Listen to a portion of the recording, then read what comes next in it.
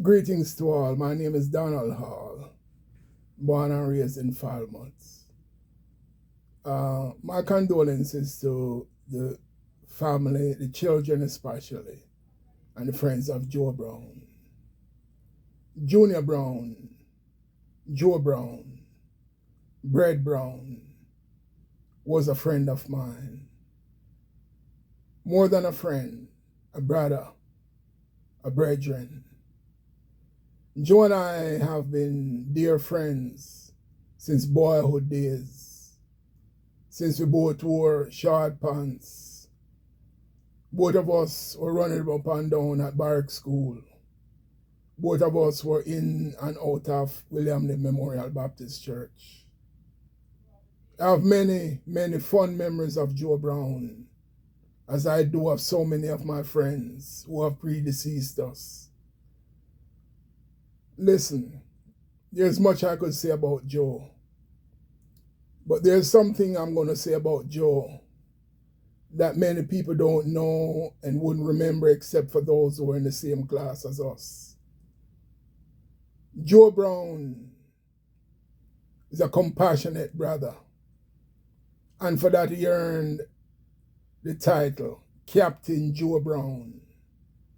Remember some years ago when a Peace Corps worker came and was teaching us about being sensitive to the needs of animals. And Joe expressed such love and compassion for animals that I believe the man's name was Mr. Marsh. He said, "You are Captain Joe Brown." And he delegated some responsibility to Joe to propagate sensitivity to animals. Joe was a compassionate person.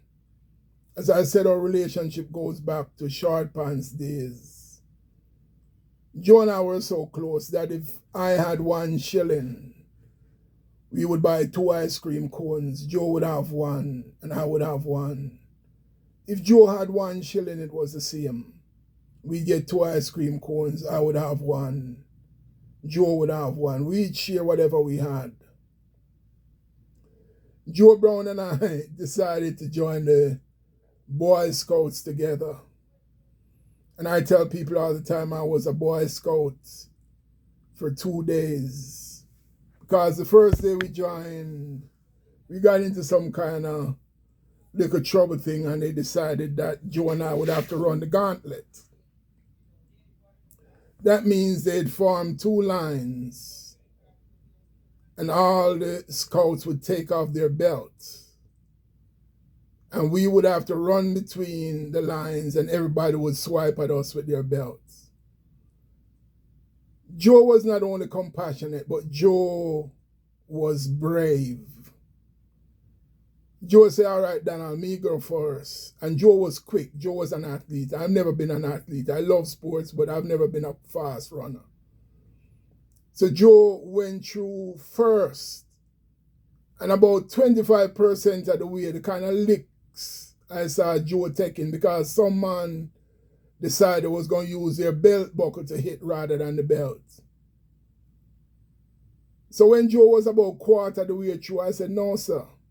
It was at Barrack School. So I turned and I ran in the opposite direction. I ran through Natte Park, right?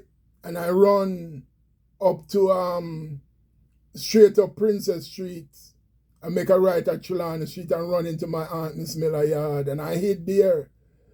Them fellows tried to chase me, but I got too much of a head start. And I never went back to the scout troop. I don't think Joe went back after. We were so close. If I wasn't going to be in it, Joe really wasn't going to stay in it. And it would be the same for me. Joe, when I was lucky to get into Cornwall, they allowed me to join the library club. In those days, you couldn't be a part of the library club unless you're going to high school and things like that. So they decided to let me join the library club. But a lot of my friends wasn't a part of the library club.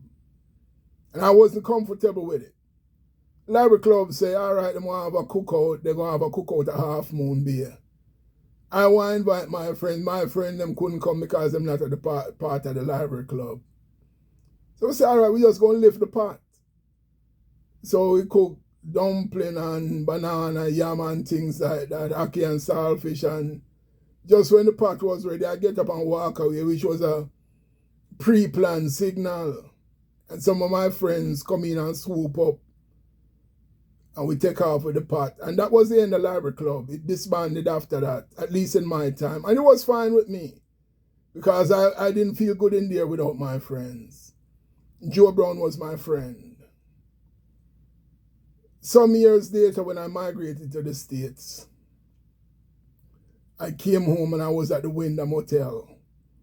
And my first morning waking up, the phone woke me up. I answered, hello? And somebody said, what kind of RC hello you talk about? At Jamaica this today, you know, we don't sleep in a bed them time of day, you know. Warm Taras, you want some food? Joe Brown sent up a young man with 2 stainless steel carts loaded with food. The young man was pulling one and pushing one. You see, Joe Brown was one of the graduates in the first cohort of graduates from the Jamaica Hotel Training School in Stony Hill. For the 8 days that I was at Wyndham, Joe gave me a car trunk of food every day. I could drive up to Falmouth, go down to my Aunt Miss Miller yard, feed my cousin them in the yard. And anywhere I'm going, I'd have food because Joe Brown took care of me for 8 days straight. Every time I come to Jamaica, I'd find Joe Brown, look him up. We spend some time. You know, we used to sometimes go down to Barrack School and just sit down on the wall and reminisce and talk about back in the days. You know, there's so much I could say about Joe. So much I could say about Joe. But one thing I can say about Joe, there was not one hypocritical bone in Joe.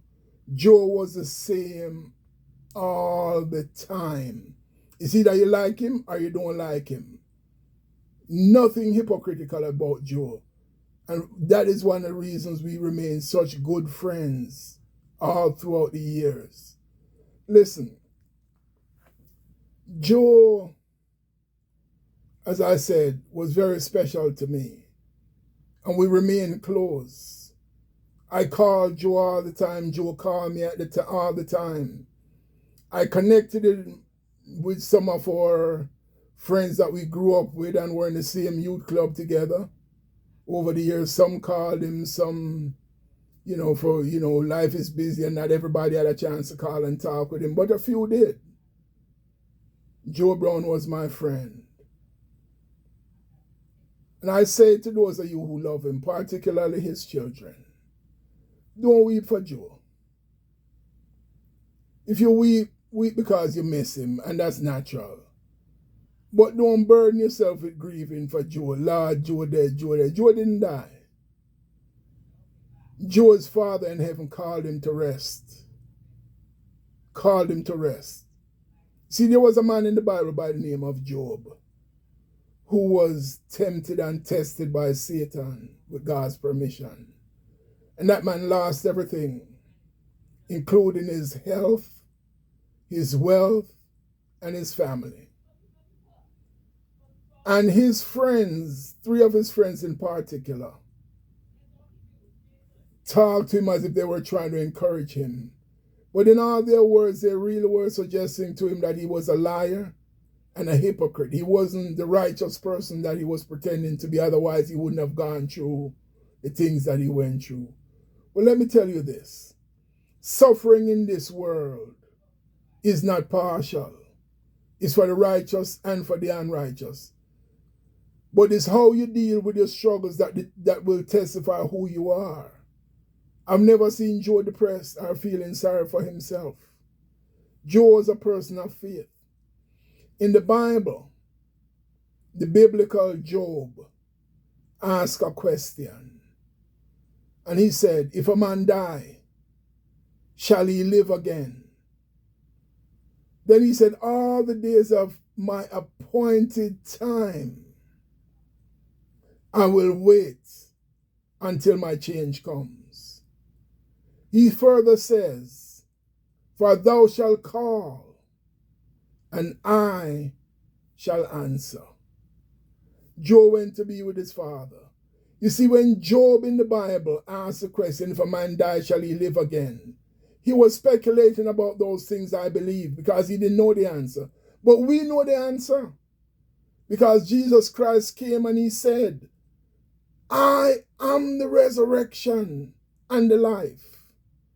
He that believes in me, though he were dead, yet shall he live. Joe Brown believed in Jesus Christ because we talked about those things. So Joe is not dead. Joe will live again. I believe in the same God and Father, same Savior that Joe Brown believes in. So I know I will see him again. Not sick, not bedridden, no diabetes, no amputations, but in the perfect glorified body that the Lord has prepared for him. And for all those who love him and will live with him in eternity. Joe knew that he would be called from this life. Joe understood that this life is a temporary existence, because every conversation we had, at the end of the conversation, Joe would say to me, brethren, moments in time.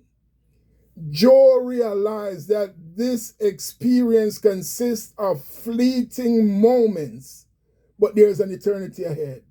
And thank God for that great hope. I have a confident hope that Joe is fine and we'll see him again.